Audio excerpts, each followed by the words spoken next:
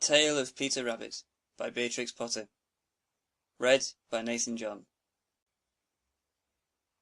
Once upon a time there were 4 little rabbits, and their names were Flopsy, Mopsy, Cottontail, and Peter.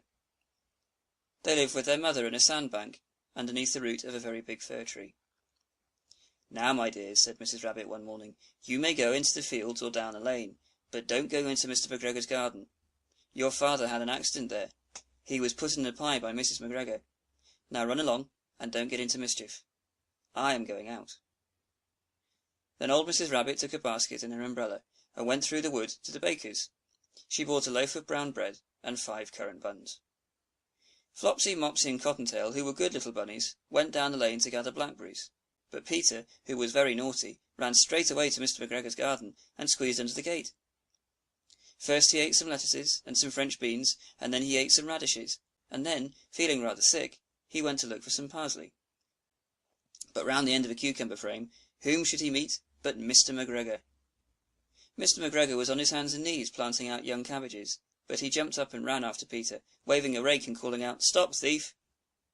Peter was most dreadfully frightened. He rushed all over the garden, for he had forgotten the way back to the gate. He lost one of his shoes among the cabbages, and the other shoe amongst the potatoes. After losing them, he ran on 4 legs and went faster, so that I think he might have got away altogether, if he had not unfortunately run into a gooseberry net, and got caught by the large button on his jacket.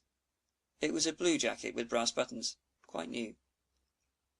Peter gave himself up for lost, and shed big tears, but his sobs were overheard by some friendly sparrows, who flew to him in great excitement, and implored him to exert himself.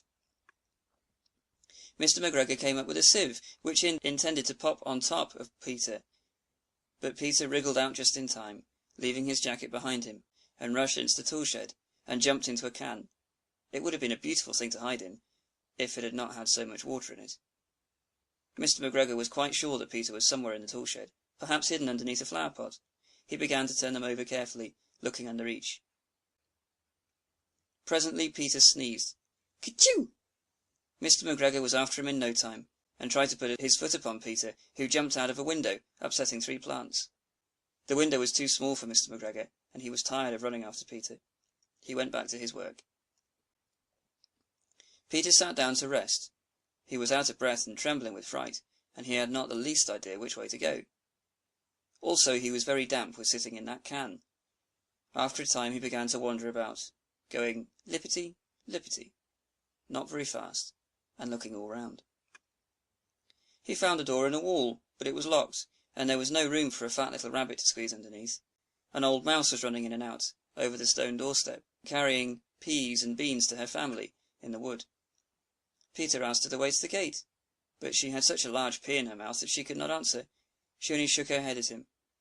Peter began to cry. Then he tried to find his way straight across the garden, but he became more and more puzzled. Presently he came to a pond where Mr. McGregor filled his water cans.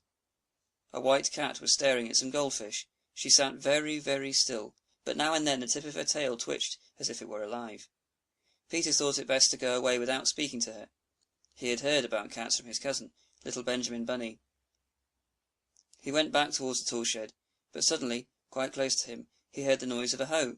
Scr, rich, scratch, scratch, scritch. Peter scattered underneath the bushes, but presently, as nothing happened, he came out and climbed upon a wheelbarrow and peeped over. The first thing he saw was Mr. McGregor hoeing onions. His back was turned towards Peter, and beyond him was the gate. Peter got down very quietly off the wheelbarrow and started running as fast as he could go, along a straight walk behind some blackcurrant bushes. Mr. McGregor caught sight of him at the corner, but Peter did not care.